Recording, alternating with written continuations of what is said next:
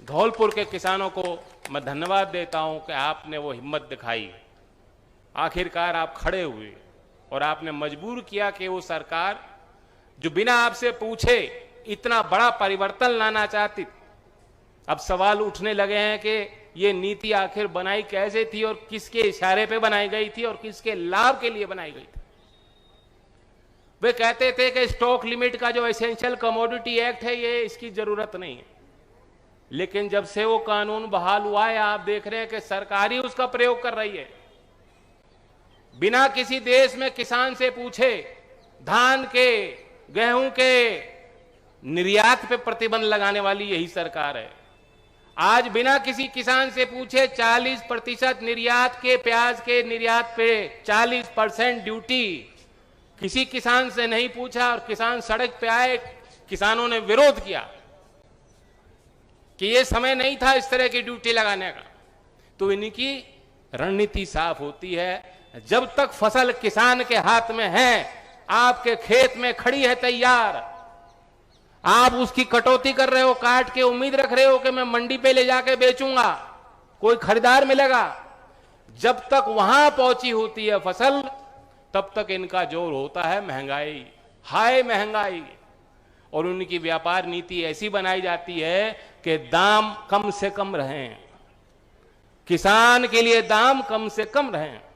और जैसे ही जो इनके लॉबी के लोग हैं जो बड़ा व्यापार देखते हैं, जैसे ही उनके हाथ में पहुंच जाता है और वो अंतर्राष्ट्रीय लेवल पे करार कर देते हैं, तो आप देखो कहेंगे अरे निर्यात खोल दो, निर्यात खोल दो, व्यापार खोल दो।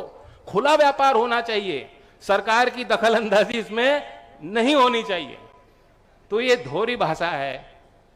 किसान की किसी की देश में आमदनी बढ़ी नहीं और ये दावा कर रहे थे कि हम दुगनी करेंगे।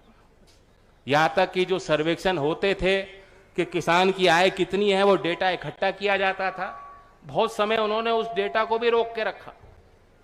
आज आरटीआई कानून को कमजोर करने के लिए कानून ला रहे हैं, ऐसी व्यवस्थाएं बना रहे हैं कि जो सवाल पूछेगा उसको उल्टा दंड दिया जाएगा। जो ईमानदार पत्रकारिता करने की हिम्मत रखेगा उसे जेल की सलाखों में के पीछे बंद कर दिया जाएगा। और इतना डरा के रखो, इतना भयभीत लोगों को रखो कि कोई सवाल ना पूछ पाए। 3 कानून लाए थे, किसी किसान से पूछा नहीं था। और अब खुलासा हो गया कि एक एनआरआई आए थे।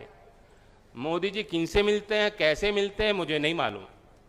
कोई जनता दरबार का सिस्टम तो मुझे लगता नहीं है, लेकिन कुछ लोग ऐसे एक्सपर्ट्स तुरंत जाके उनके साथ बैठ के उनको सुझाव दे देते हैं और बिना अमल किए, बिना किसान से पूछे इतना बड़ा वो परिवर्तन लाना चाहते थे। क्यों?